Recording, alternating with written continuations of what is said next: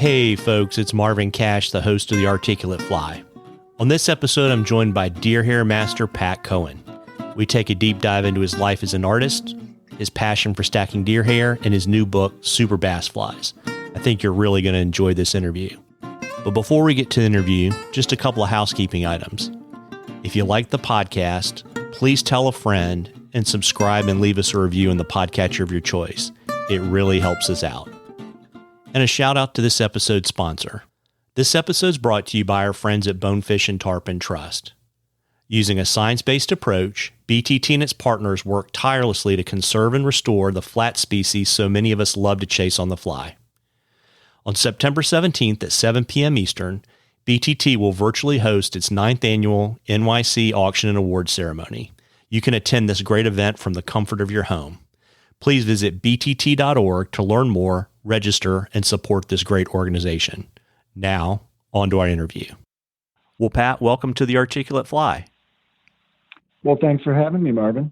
I'm really looking forward to it, and we have a tradition here. We always ask all of our guests to share their earliest fishing memory.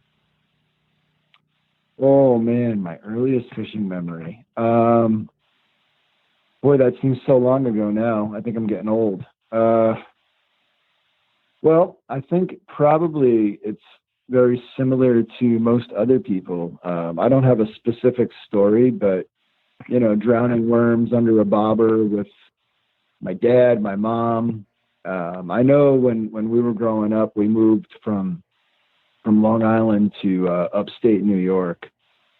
And one of the first places that we lived was way out in the country. And we had this little tiny farm pond that was kind of down the street, or well, it was right across the driveway in a field, right below the house. And I know when my dad was at work, my mom would take us down there. And I don't know that she liked it so much, but she definitely put all the worms on the hooks for us so that we could catch bluegills. So that would probably be one of my earliest fishing memories. Yeah, very neat. And when did you get pulled to the dark side of fly fishing? I started fly fishing in 2008. Interesting. And how did that come about? So I'd always fished on and off, obviously bait when I was young, and then graduated to lures and soft plastics and all that kind of jazz. And then later on, basically, I was a terrible angler. I never caught a thing, or very, not very frequently. So my brother and my dad and I were at the Schoharie Creek, and we were throwing gear. And my brother had a Eagle Claw fly spin combo rod in his trunk, and I grabbed that thing. I set it up as a fly rod, and it was the very first time I'd ever even held a fly rod in my hand. I mean, if you could even call that thing a fly rod. So I grabbed it, set it up, and walked out into the stream and started whipping it around. And that was my very first experience with a fly rod. And I don't know what happened, why it happened, but I loved it. And really soon thereafter became completely obsessed and immersed in it. Yeah, very neat. Who are some of the folks that have mentored you on your fly fishing journey? So where I live, there's not a whole lot going on as far as fly fishing. In fact, you go to the little local places to fish, and people kind of look at you like you're insane when you're waving that thing around. So there wasn't a lot for me to learn from. So I had found there's an LL Bean, and I know it's, big box, whatever, but there was an LL Bean about an hour from my house, and I had gone there, and they had at the time, not so much anymore, but at the time it was a very, very active fly fishing department. And I met a couple of guys from there, and I can't say that they mentored me, but they gave me some guidance as far as, hey, try this, try that, maybe, whatever. So I had learned a little bit more about equipment, not necessarily techniques or fishing skills or casting skills. I learned all of that on my own. And then I had found another shop a little further away from my house. It's closed now, but it was called Goldstock Sporting Goods. And there was a man in there by the name of Tom Brewster. And Tom was an interesting guy. He was an old saltwater fly fisherman and just lived to catch stripers in Cape Cod. So we hit it off, and he, if there was somebody that I would say had the biggest influence as far as fly fishing in my life goes, it would be Tom. He kind of took me under his wing, directed me, introduced me once he saw the flies that I had started to tie.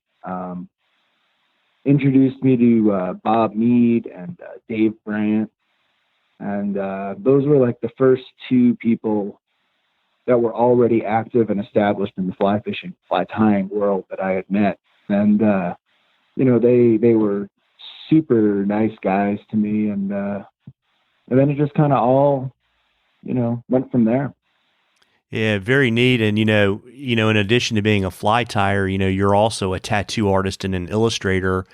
When did you become interested in art? I don't know, that's a super broad term, and kind of what drew you into that world.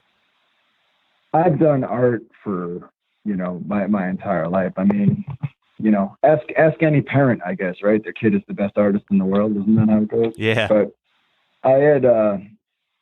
I'd always drawn, and then in high school started to take it a little bit more seriously, and then when I had gone to college, my first 2 years had nothing to do with art. They were psychology. Actually, I got a degree in psychology, and then when I went to further that education, I went to Binghamton, and again I was there for psychology, and I had gotten lost in the sculpture studio trying to find classes, my normal psychology class, and I was like, you know what, this is where I need to be, not psychology. And from there, I just really started taking art seriously and ended up with a bachelor's degree in sculpture. And then when I got out of school, I realized that that's a pretty non-paying degree. So went back again and learned about computer graphics and graphic design. And I did that for actually quite a while. And then always in the back of my head, I always illustrated and I always drew. I used to teach figure drawing classes and stuff. And then basically I'd always been interested in tattooing. And it's not an easy field to get into. You have to do a traditional apprenticeship, and it's a lot of time. It's a lot of abuse. It's you earn your way into that world. So it took a long time for that to happen. But it was something that I really, really, really wanted to happen, and just worked for it. So it's kind of always been something that's been in me, been part of me, creating in some form or fashion. Yeah, that's really interesting. And I've watched your Instagram feed, and I see your tattoo work. And there seems to be kind of a definite style to that. And, I've seen the work that you do because I know you illustrate big cliff boxes too. And I can start looking at those and I'll be like, oh, that's a Pat Cohen box. Or, I think if you showed me 20 tattoo pictures, I could probably pick your work out of a lineup. How would you describe your style? It's funny. We have my other half, Misty, and I had this discussion not that long ago.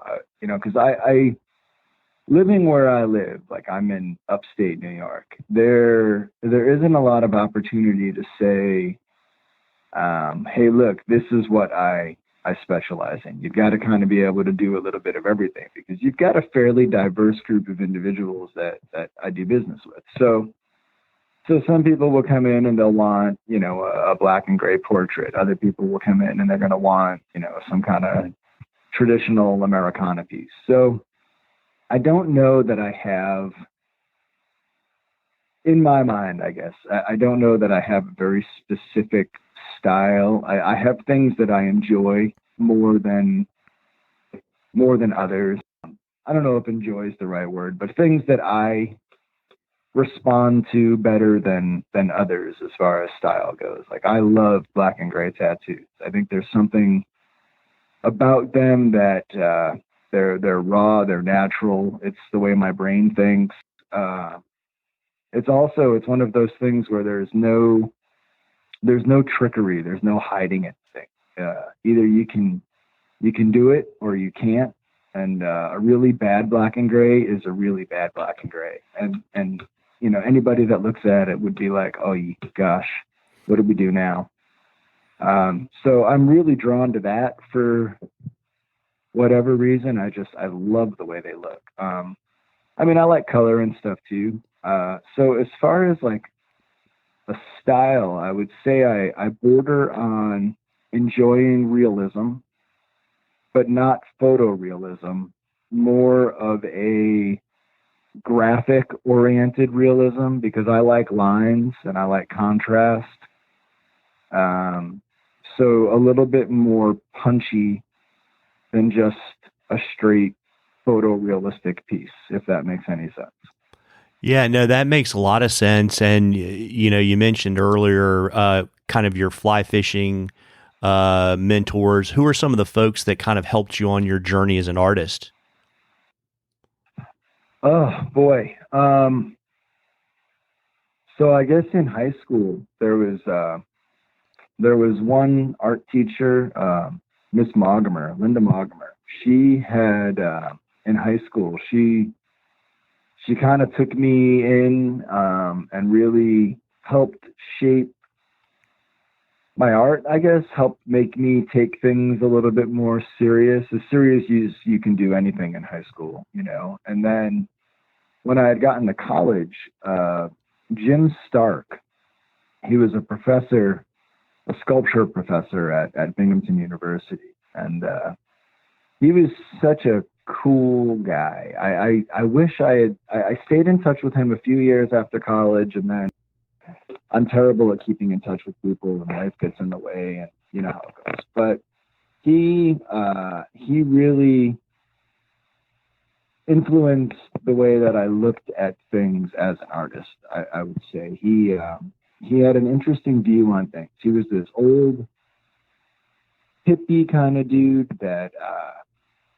just had these really, I don't know, I don't even know how to describe his views. They were just really interesting and laid back and very non-judgmental. And I was at the time, these little sculptures that I was doing. One of my favorite sculptors was Giacometti, his last name. He's a very old sculptor. He does these like stylistic sculptures that are very elongated. The human figures are very elongated, and for whatever reason, I responded to those, and I was doing a lot of stuff that was influenced by that.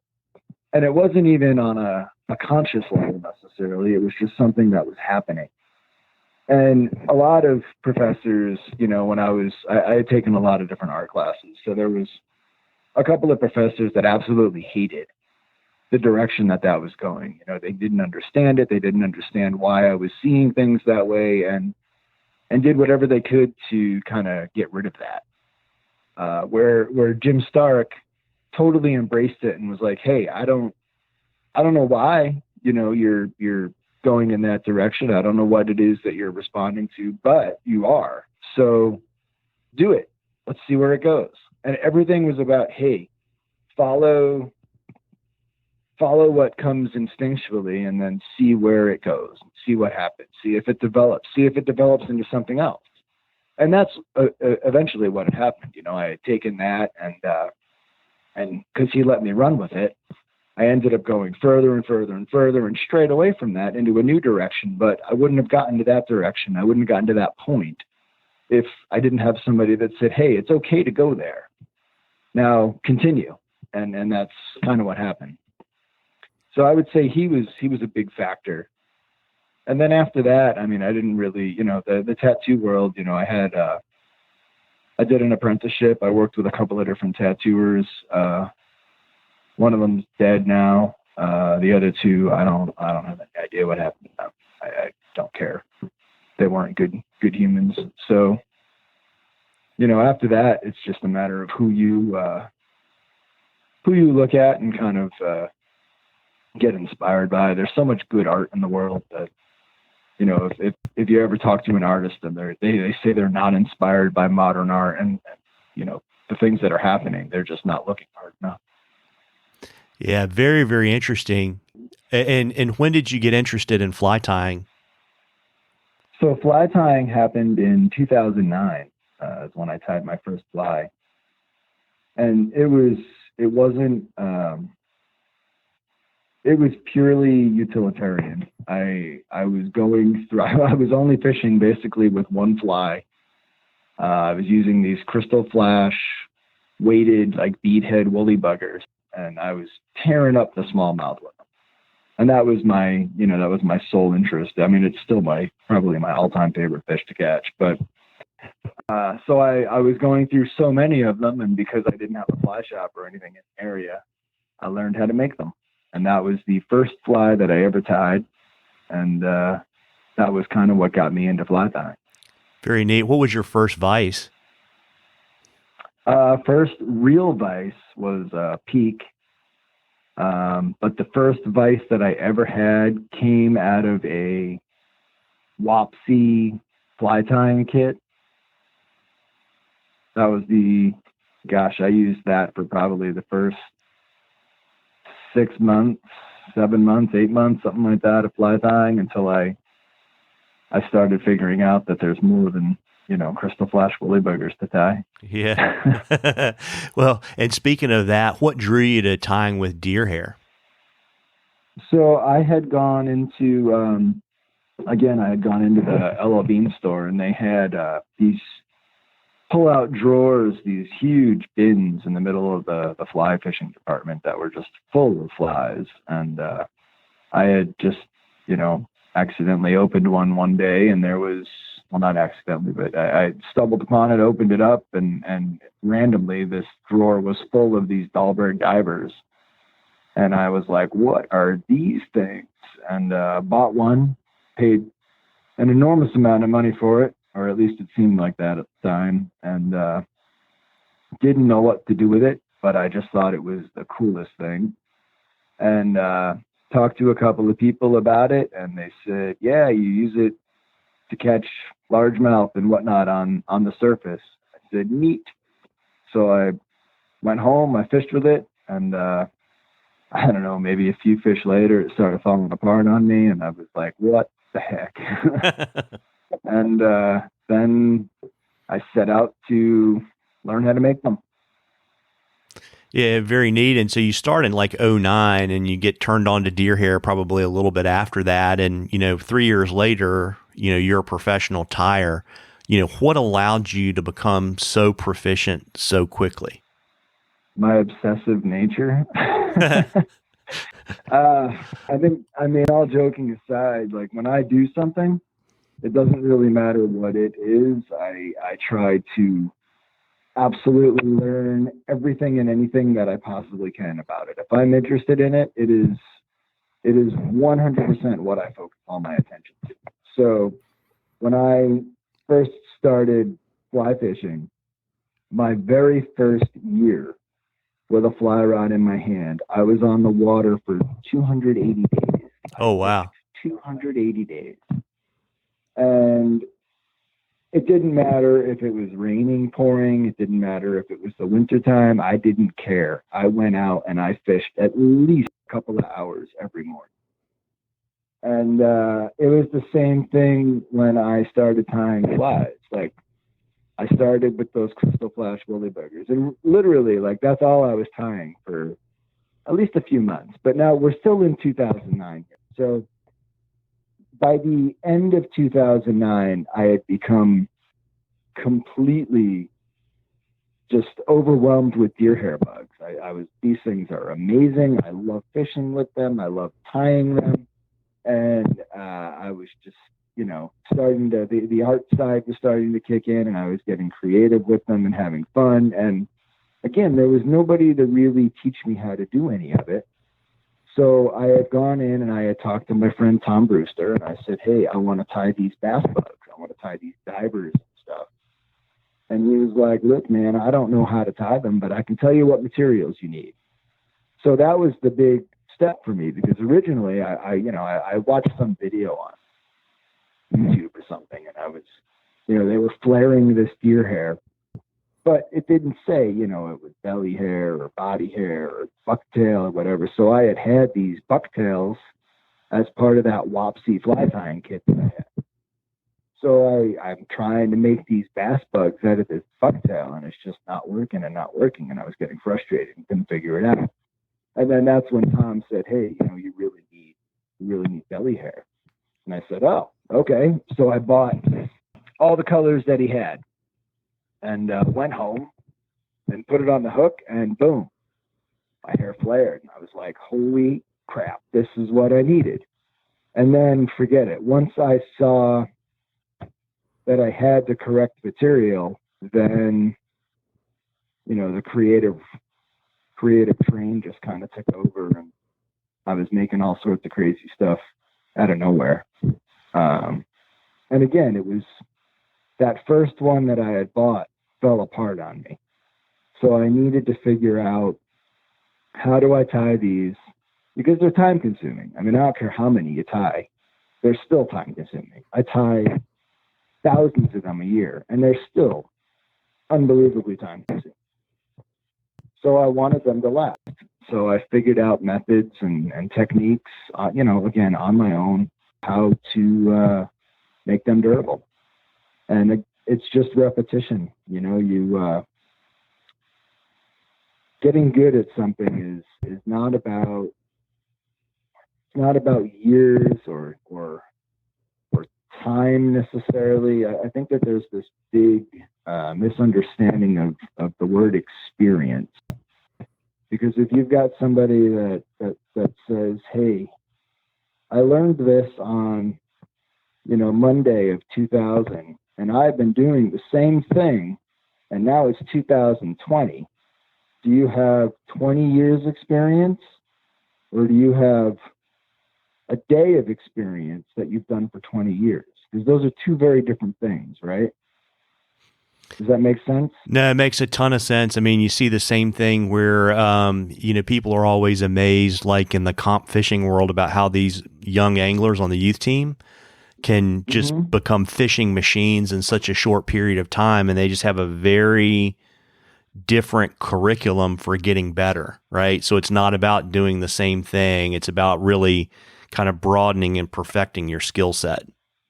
Well, it's about doing it a lot, and it's about doing it better every single time. And it's about saying to yourself, you can never stop learning or improving or getting better or learning a new technique or whatever. So having that kind of a mindset, every fly that I tie, I try to make better than the last one. I try to do, maybe I can speed it up. Maybe I can tighten it up. Maybe I can, get the hair to do something different or incorporate another material. I always try to improve upon the last fly. And I do that with everything that I do.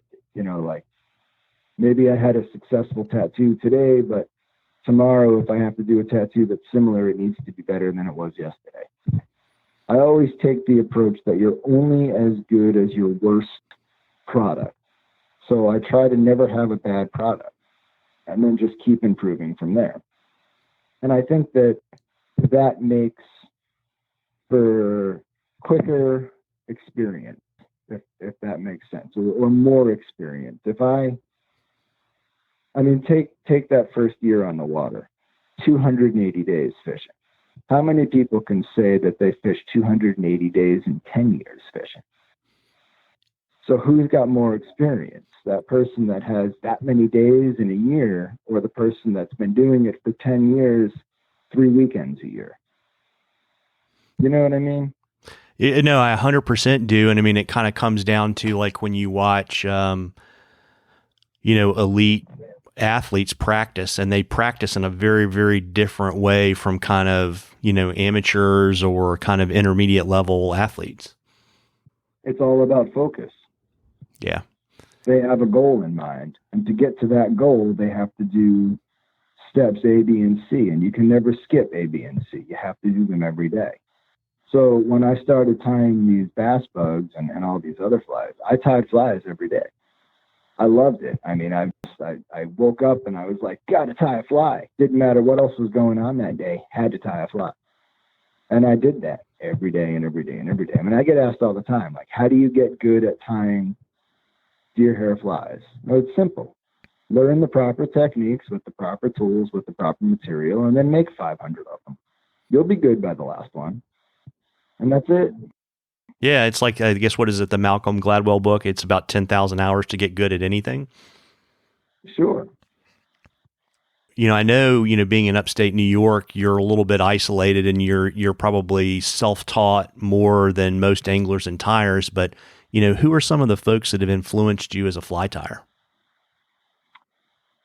Oh, gosh. There's so many. There's so many classic bass-oriented fly tyers, and really, I am a warm water fly tyer. I mean, all the things that I make, yeah, they can catch cold water species and all these other fish as well. I mean, it's not as limited as we like to think it is. But I was very inspired by like Larry Dahlberg, by Dave Whitlock, Skip Hughes. There's all these like old school bass bug tires.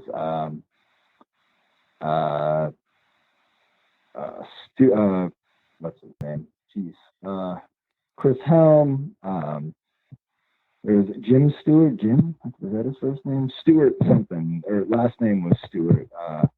There's so many. I can't even think of all the names, but a lot of the older original bass bug makers, Joe Messenger. In fact, I'm good friends with Joe Messenger's son, Joe Messenger. Also, we chat all the time. He's a great guy, great fly tyer. Ties all his dad's patterns. I've got several of them actually. A lot of those original bass bug tires are the people that really have most influence me. I mean, whether I met them in person or not, just the work that they did.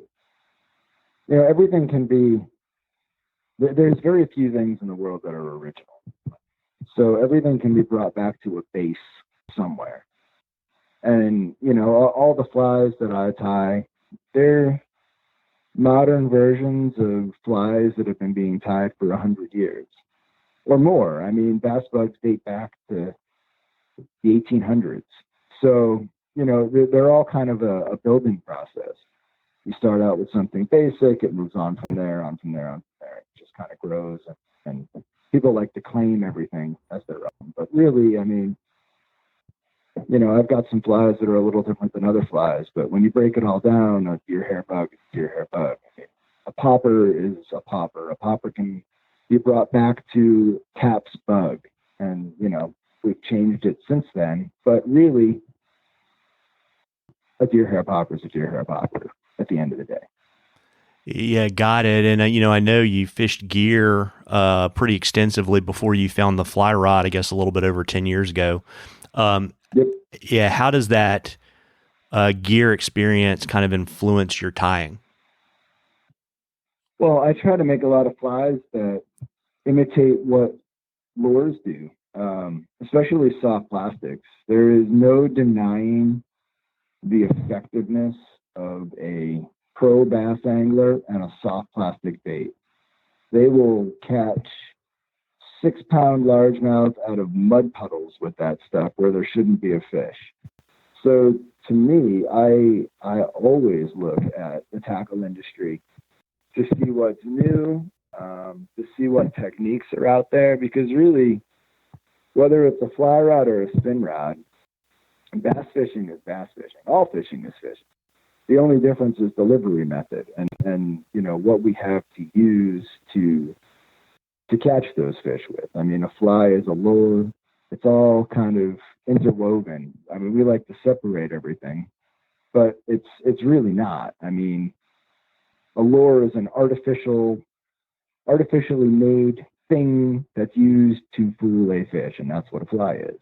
So to me, if I can take a fly and I can cast it with a fly rod, and I can give that fly motion and action that are similar to something that has been truly tested and proven in the tackle world, and I can make it do the same thing, then the only thing that's stopping me from catching a fish with it is my mindset, right? So if you change your mindset and you say, hey, it doesn't matter if this thing looks like a traditional fly or something a little bit different, and you can go out and you can give that fly that action, then all of a sudden you are now catching fish the same way that somebody with a spin rod can catch fish. So to me, it's all kind of interwoven and interlaced. There's really no hard lines between the two. So as we shift a little bit, Pat, and kind of talk a little bit more about tying stuff, and particularly tying with deer hair, I kind of know this because I've tried it, but I've also, watched some of your stuff, obviously, and I'm sure the reason you stopped tying with that Wapsi kit vise is because you couldn't get a hook to hold while you were spinning deer hair on it. That it's critical, right, to be able to tie with deer hair, to have a vise that can really clamp down on a hook. And it was kind of interesting. I was looking at your Bloomberg article and video when I was doing research for the interview, and your vise was really interesting because it looked like you actually had a special set of jaws that you actually get to thread the hook through. So there's really absolutely no way it's going to come out. Yeah, that's made by Peak. That's the Lear's head.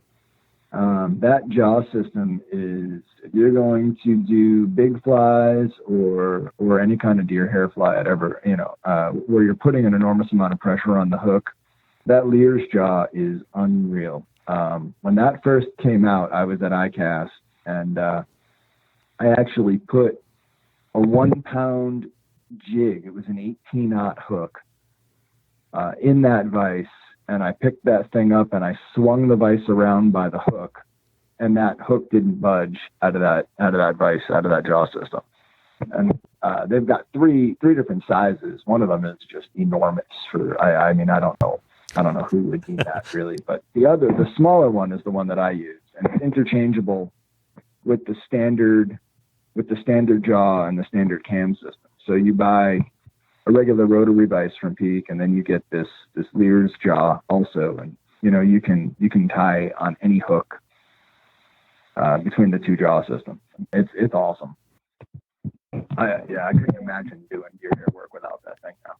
Yeah, and so I guess the interesting thing about that is for people that are let's just say deer hair curious, right? So they kind of want to get into it and they don't have that system, or they're trying to wrap their head around when it's time to buy those jaws. What suggestion do you have for someone who isn't at the place to kind of super specialize their fly tying rig that way? I mean, so I've tied on a regular rotary Peak since 2009. It was the first vise that I ever bought. And honestly, I've tied on a bunch of other vices, from everything from, super high-end expensive vices all the way down to, whatever. And I know people don't look at Peak necessarily as a high-end vice, but to me, that vice has, for 10 years now, 11 years, I'm on the original vice. It's $155. It's made in the USA. It's made right in Colorado, one piece at a time. There is not a better vice for the money on the market. And I mean, I tie, for the last 9 years, I have tied full-time commercially between 14 and 15, 16 hours a day on that vice. And never once have I said, man, I really need a different vice. So if you're ready to take the plunge into something, into a better vice, there's no reason to spend $500 on one. You're not going to get anything different. I mean, they're all made to do the same thing. They're all made to hold the hook. So get a vice that holds your hook, and that Peak does it. Got it. And kind of a related point is, at least I know for myself, when I buy natural materials, I always try to do it in person because I've gotten burned a couple times. What suggestions do you have for people when they're ordering natural materials like deer hair online or from a catalog to make sure they get what they really want? So, all right. So I sell a lot of natural materials. I mean, I sell a lot of deer hair on my website. So before I got into offering materials to people, I did a lot of that also. I did the same thing. I would go to the store, I would try to hand pick everything that I wanted. But then you've got to go, you've got to think, okay, how far am I traveling? How far am I, whatever. And whenever possible, of course, you always want to support your local fly shop. But if there's not a local fly shop, my recommendation is to go to people that specialize in certain things. There are general online businesses that kind of sell a little bit of everything, and that's perfectly fine. But there's not necessarily an area of specialty there where they're going to go through and look at everything that they're selling you or whatever. So like when people buy deer hair from me, I actually sort all of that belly hair that comes in. I sort all of it out, and I only ship out to my people, the best of what I can bring in. So when I buy materials from other retailers, I try to find people that have an area that they that they specialize in, or at least a level of customer care where I know they're not going to send me whatever comes into them. They're gonna kind of handpick that for me. If I tell them, hey, look, this is what I'm looking to make, can you grab me a bag or two of whatever that looks a little bit nicer than maybe the average stuff that comes in. And that's how I go about it. Yeah, got it. And it's kind of funny because I always keep a list. And so when I go to fly fishing shows, I usually am on a fly tying materials collection mission too. And also to your point, building relationships with people like you so that, I can call or email and say, hey man, this is what I'm trying to do. And you kind of get that, extra quarter turn of focus to kind of make sure you get what you need. That's where I think small businesses win. You can go to big box stores and you can go to, giant online conglomerates or whatever. But if you look to somebody that's, I'm a one-man show. So every single thing that leaves in a box from my office was put there by me. So I try to do business with companies that are very similar to that. Yeah, got it. And, Pat, in addition to having a good vice, what other tools do you think are absolutely critical to being successful tying with deer hair? So you need a good vice, without a doubt. You also need some form of packing device. Of course, I developed the Fugly Packer. There is no way to tie a deer hair fly tight without some form of packing tool. You need to be able to pack thread and hair back on your hook shank. You also need good thread, the correct thread. And that was something that I learned the very hard way. I was trying to tie deer hair flies with like flat wax nylon and basic tying threads, and it just led to an enormous amount of thread breaks and frustration. So you really need GSP. I tie a lot of bigger bugs, so I use 200 denier GSP. You need belly hair. Belly hair is essential to the making of bass bugs. And there is a difference between belly hair and body hair. Belly hair tends to be a lot more coarse, and it has a lot less underfur than the body hair. Body hair is great for things like gallop style streamers and muddler heads and things that you want to be a little bit softer and absorb a lot of water. The whole idea behind a bass bug is to keep them kind of floating, and you want that coarseness and a little bit of rigidity in the hair to hold its shape. Although I use belly hair for muddlers and stuff like that as well, I just pack it a little bit less tight. That way it will absorb water. So belly hair, GSP thread, a packing tool, a good vise, and you really want good strong hooks. There is nothing worse than getting halfway through a bass bug, going to pack the hair back, and having your hook bend in half on you. So I use, at my personal preference, I like the Arex hooks. I tie a lot on the TP610s. But there's a lot of great hooks out there that you can certainly use. But I go for a heavier wire hook whenever I'm tying any kind of deer hair fly. And then the basic stuff, I use thread cement, head cement. I use that in between my stacks of hair just as a little bit more durability. Now, bad tying technique, glue will not make up for bad tying technique, but it will certainly aid if you have good techniques. A little bit of glue mixed in will just add durability of your bug. And razor blades. You need razor blades to trim that hair. If you want that nice, smooth, finished look of a popper, a diver, a slider, any of those type of flies, then you need to learn how to trim with a razor blade. And then the other thing that I really like, I developed some scissors that both blades are serrated. I find that cutting hair off the hide with blades that are not serrated, the hair tends to slide down the scissor blade as opposed to catching and cutting. So I've got these scissors that I have made that both blades are serrated, and it makes a world of difference in cutting the hair. Yeah, and speaking of those, I think you've got a special on them right now, don't you?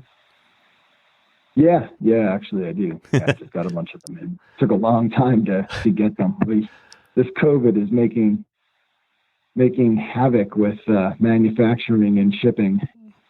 Yeah, absolutely. And, I just wanted to touch on kind of two things from that list. And that was super generous of you to kind of share all that, because there's a ton of information in there. It's interesting because I think I mentioned to you before we started recording, I just bought your junior packer. And I mean, it's a weapon, right? And so, I mean, compared to those, look like they're kind of cut out of sheet metal and folded packers, I think, you buy one and you're probably good for the rest of your life. Yeah, it's a one-time tool purchase for sure. I mean, when I made them, I started playing around with the idea of a more rugged packer in 2010, and then 2011 I actually had a finished prototype that I was like, yeah, this is the thing we need. And I still to this day am using my original finished prototype. It's the first packer that ever came out to look like this. Now there's been some changes since then as far as, they're made in the US too, actually. They're made right in Colorado. But they're powder coated now, and then the spring steel changed a little bit, and, things like that, little minor things that just make manufacturing better and cleaner. Originally, what a story on those packers though. I mean, we can get into that another day, but basically, when they first started, they were being made by a buddy of mine in his garage at night, like 25 of them a week, with a hand press hydraulic, a hydraulic press that was hand pumped, and to bend all the metal. And then they were coated with an automotive enamel, clear coated, and there was a million steps. Now they're made by a big machine shop, and they're powder coated. But it took a very long time and a lot of groundwork to get to that point. Yeah, very neat. And, I also wanted to ask you too, because you were talking about you prefer GSP, and, I know some people, there's that Kevlar versus GSP kind of question. And what made you go in the GSP direction as opposed to using Kevlar thread? So what I like about GSP is it's very thin for its strength. So you can work it easily through the hair. It's also very slick, which makes working with the hair really, really kind of nice. I mean, there's things like with any material, there's things that you need to be aware of. Like GSP is actually made of individual strands. So when you hear 200 denier GSP, that's actually 200 little strands of fiber that are woven together to make one piece of thread. So if you don't have constant tension on your thread, you end up with little thread fibers all over the place that will catch your hair and fold your hair and make a mess. But if you keep tension on that and you work it kind of like you would work almost like dental floss through your teeth, you can't just grab a piece of dental floss and jam it straight down between your gums without, bleeding and making a mess. So you kind of wiggle it back and forth a little bit. You do the same thing with GSP. If you keep the tension on that thread and you move it back and forth sideways just a little bit, you slide right between all those hairs and you don't catch any of them. If you have no tension on that thread and you let it kind of come apart, you end up with a mess. What I found with Kevlar is a little bit thicker, and it has a tendency to cut through the thread, through the hair a little bit more easily than GSP does. You're putting an enormous amount of pressure on hair. So the whole idea when you compress the deer hair is that you want that thread to get down to the hook as close as possible.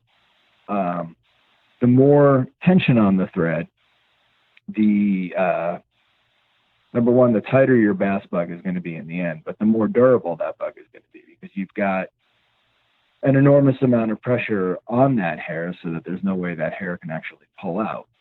But it also, the tighter you pull, the more that hair will stand up at a 90-degree angle to the hook shank.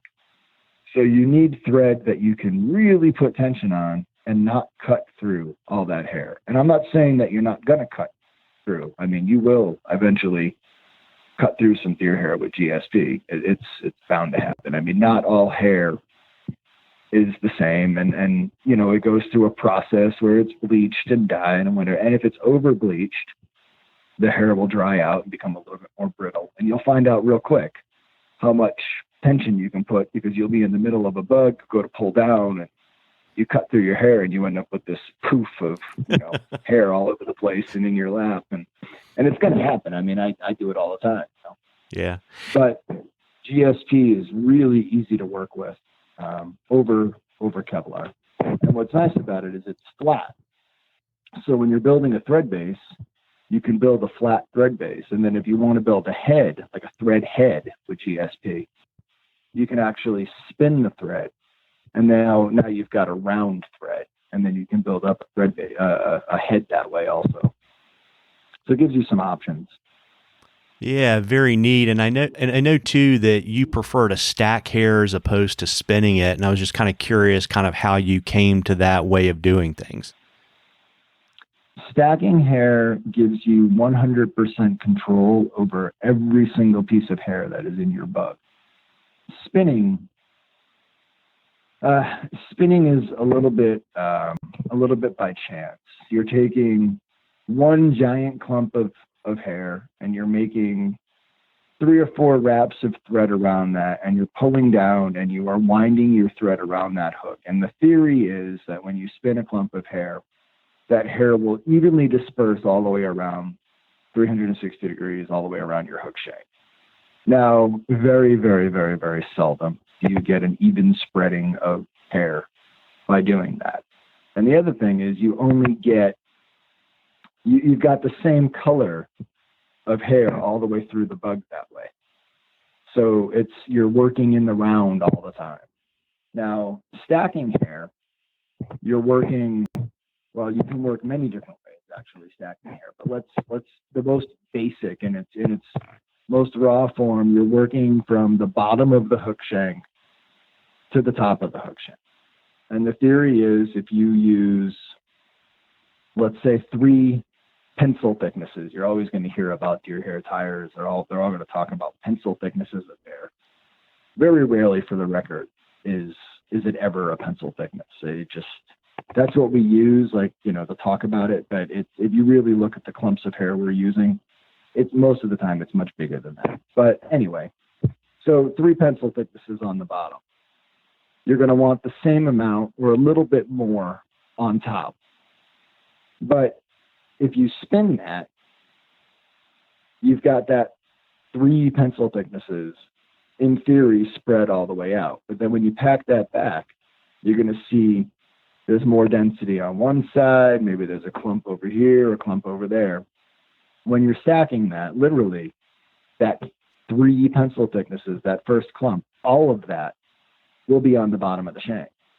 And then from there, you build up your color patterns, your bars, your spots, your dots, whatever it is that you want the top of that bug to look like. And now you've got symmetrical hair, top and bottom, because you've controlled every bit of hair that goes on that hook shank. Does that make sense? Yeah, it makes a lot of sense. And I guess you could, in theory, stack only if you wanted kind of monochrome and you wanted to kind of roll the dice on like a muddler head or something like that, right? Even muddler heads, I stack muddler heads too. If I want one color muddler head, that's fine, but I'll still stack it because then I know exactly how much hair is on the bottom and the top. Got it. It's all about controlling your materials. Any fly you tie is all about having control of the material that you're choosing to use at the time. And stacking for me, in my opinion, and I mean, you talk to other fly tyers, they may tell you something different, and that's okay. But in my opinion, it's the easiest way to control your hair is stacking. Yeah, got it. And it's interesting. We touched briefly on kind of the COVID supply chain problems you were having with getting your scissors, and I suspect that your book release that came out in May was probably delayed a little bit by COVID as well. And for folks that don't, I mean, and so for folks that don't know, and we talked about this a little bit when we were together in Edison earlier in the year before everything kind of fell apart. In around, I guess, Memorial Day, you released your first book, Super Bass Flies, How to Tie and Fish the Most Effective Imitations. And I was just kind of curious, what made you want to write a book? I don't know.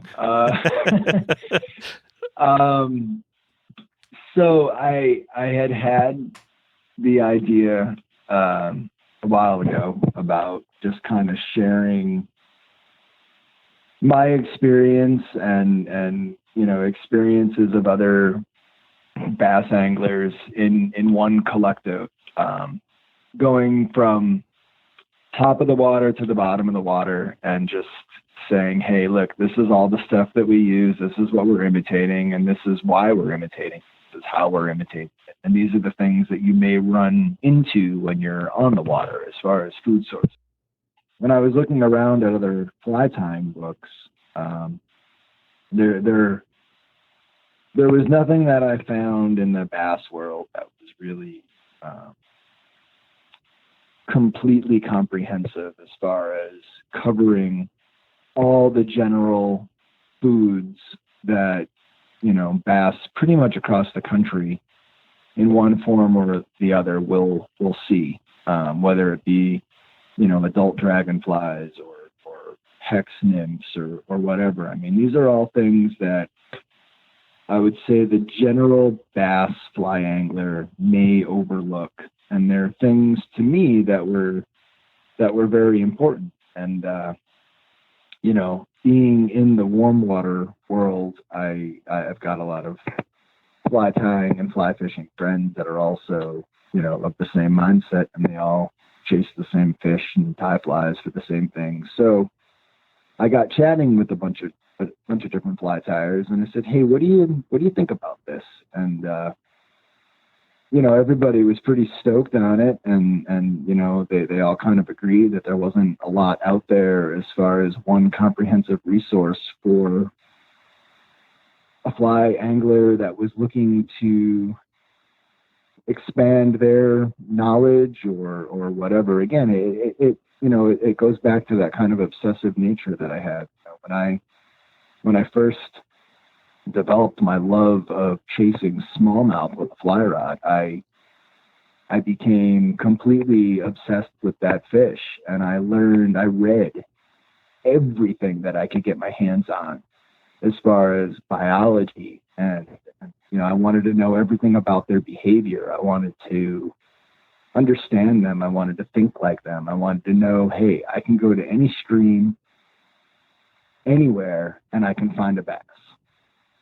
And that's kind of what I focused in on. And when I decided to try to write a book about that, I wanted to include all these other phenomenal anglers and tyers that I've met along the way. And I mean, of course, I can't include everybody in one book, but there's a lot of fly tyers in my book. And there's 100 and something patterns in there from tyers all over the world.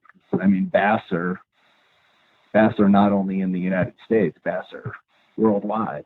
So there's all these tyers from everywhere that kind of contributed. It was an awesome experience, really. I mean, it was a lot of work, but it was it was pretty cool to do. Yeah. I wouldn't do another one. Yeah. I could tell literally when you reacted to my question that you weren't going to write another book. Yeah, I mean, it took me 2 years to put it all together, and I mean, I'm so happy that I saw it through. And believe me, there were many mornings when I was sitting there ready to write that I was like, why am I doing this again? Yeah. But I really think that it was, I don't know that it was something that necessarily needed to happen or anything like that, but it was just, I don't know. I guess it was just something I felt that I could maybe contribute positively to the bass fishing world. And so I did it. Yeah, absolutely. So it's a 2-year journey. What's the greatest thing you kind of learned about yourself in that 2 years writing the book? Boy, I don't know.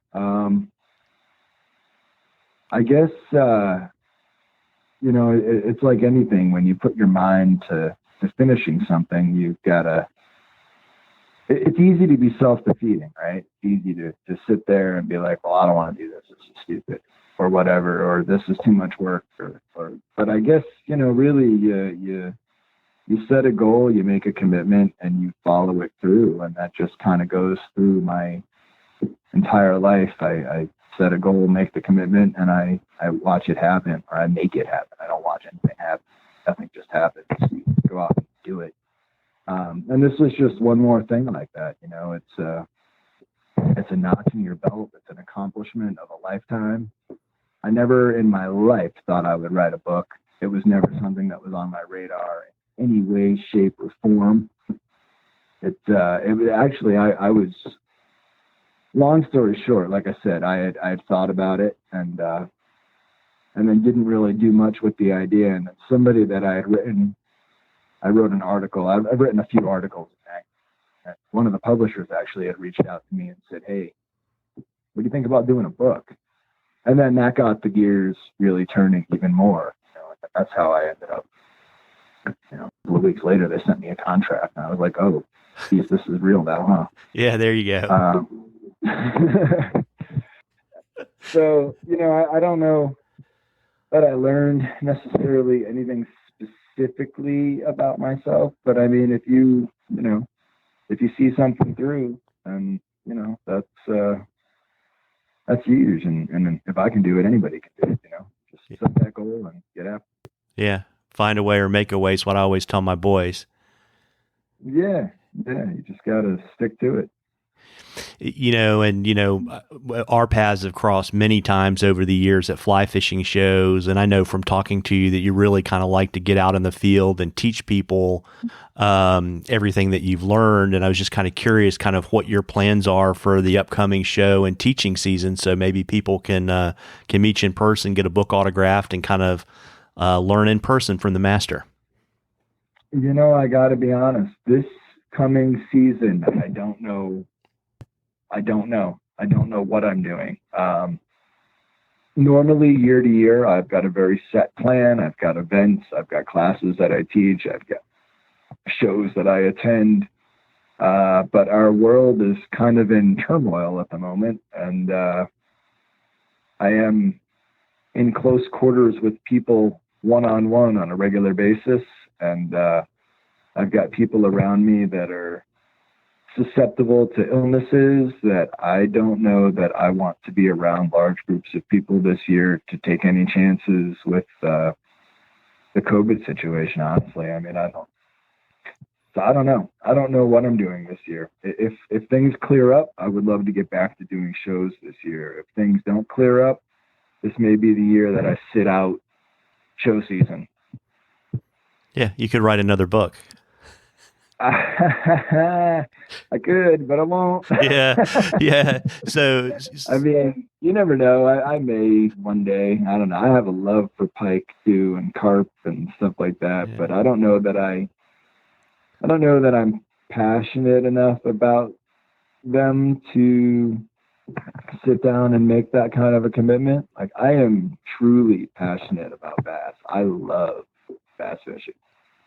Yeah. Passionate enough to the point that, when I was writing it, I sat down and I made my outline.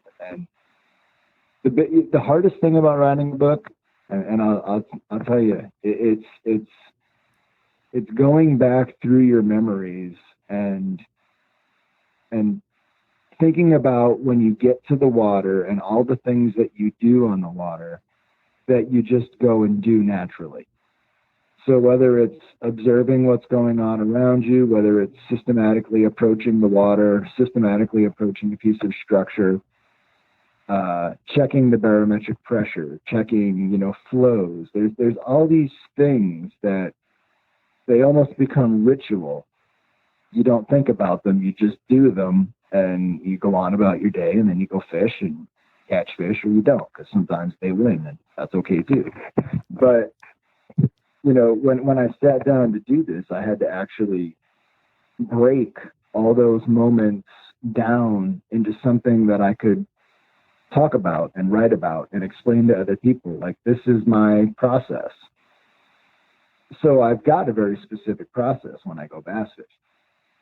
When I go chase these other species, and I chase all sorts of fish all over the place. But I don't know that I have enough to say about that stuff to write, that bass book is 400 pages, that thing, there's an enormous amount of information there that I didn't even know that I knew. Yeah. Well, so I don't know. Yeah, maybe you just need to fish more. It feels like it lately. Yeah. Yeah. So, you may not be out for completely understandable reasons. People may not be able to see you kind of this winter, early spring, but I know you have a YouTube channel, which I'll drop a link to in the show notes, but you also have some instructional DVDs that you sell on your website, right? Yeah. I've got the Stacked Deer Hair Divers on there that teaches how to make, my kind of style of Dahlberg diver, how to stack. It teaches you all the techniques of how to work with the hair. And then, of course, the book is available on my website. That goes into tons and tons and tons and tons of stuff. Yeah. But the two of them in conjunction, you could basically make any bass fly that you want to make. Yeah. Plus, you can also, I remember checking your site, you can get them bundled with packers and all kinds of good stuff too. Yeah. I try to discount things where I can and help people out. It's fly fishing is expensive, so fly tying is expensive. So I try to make things reasonable for folks, and still make a couple of pennies to pay my rent with, or my mortgage or whatever with. Yeah, there you go. Well, listen, is there anything else on the horizon for Superfly that you want to share with our listeners? Right now I'm actually I'm taking a little break from the production side of tying. I tied full time commercially for 9 years and change now. So I'm going to be doing some small runs of some pretty customized flies, some really more elaborate, more detail oriented stuff, and I'm hoping down the road in the near future I get some more graphic oriented things together, some images, maybe some shirts, that kind of thing, or some stickers that you can actually put on fly boxes. And I'm going to be doing a lot more of the fly box art and that kind of thing. So more in that direction in the future, more of the art creative side of things. I'm not made to sit at a vise all day long and grind out the same things over and over and over again. I've done it. It was great. I enjoyed it, but now it's back to the roots of creativity and art. Yeah, very cool. And so why don't you let folks know the best place to buy your book, your DVDs, and all of your other stuff, and how to generally follow the adventures of Pat Cohen? You can go right on my website, which is the letters rusuperfly.com. I'm also on Instagram, and I am on Facebook. I've got a personal page on Facebook, and I also have a Pat Cohen business page that you can check out. And I've got that YouTube channel. Unfortunately, I'm terrible at video, at making videos, so I have not updated any new videos in quite some time. But I'm hoping that at some point I will have some time and maybe somebody can teach me to edit a little bit better and I can get some new stuff up on that. But don't hold me to the YouTube. But definitely the other stuff you can check out, and that's where I'll post, when I've got new flies and that kind of thing up for sale. And yeah, that's about it. Yeah, I'll drop all those in the show notes. And Pat, I appreciate you carving a little bit of time out today to chat with me. Yeah, Marvin, thanks for having me, man. This was awesome. Yeah, no, I had a lot of fun. Thanks so much. All right. Take care now, guys. Thank you. Well, folks, I hope you enjoyed that as much as we enjoyed bringing it to you. Again, if you like the podcast, please tell a friend and please subscribe and leave us a review in the podcatcher of your choice. It really helps us out. And again, a shout out to this episode's sponsor, our friends at Bonefish and Tarpon Trust. Please visit btt.org today and learn more about their upcoming virtual auction and awards ceremony and other ways you can support this great organization. Tight lines, everybody.